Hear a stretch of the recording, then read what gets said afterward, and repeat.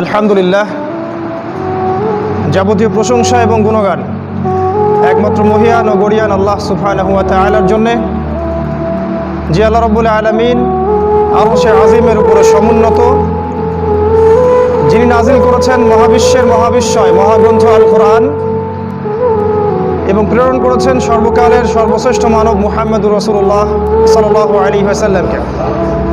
আমরা সবাই আল্লাহ পাকের দরবারে শুকরিয়া আদায় করি, বলি আলহামদুলিল্লাহ। দরুদ এবং সালাত বর্ষিত হোক সৈয়দুল মুরসালিন খাতামান নবীন আহমদ মুস্তাফা মুহাম্মদুর রাসূলুল্লাহ সাল্লাল্লাহু আলাইহি ওয়াসাল্লামের প্রতি, যাকে আল্লাহ রাব্বুল আলামিন এই পুরো মানব জাতির জন্যে মানবতার মুক্তির দূত হিসেবে এবং উসওয়াতুল হাসানা হিসেবে প্রেরণ করেছেন। সবাই বলি আল্লাহুম্মা সাল্লি আলা মুহাম্মদ, আল্লাহুম্মা বারিক আলা মুহাম্মদ।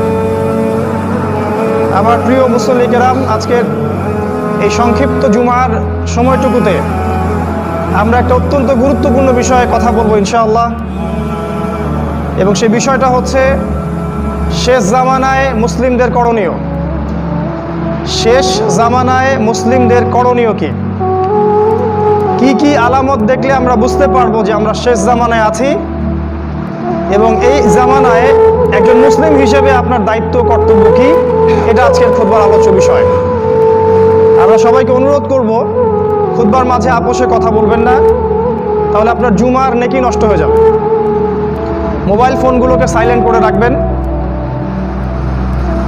এবং খুতবায় যা শুনবেন যাচাই বাছাই করে আমল করার চেষ্টা করবেন। আল্লাহ পাক তৌফিক দান করুন, আল্লাহুম্মা আমিন।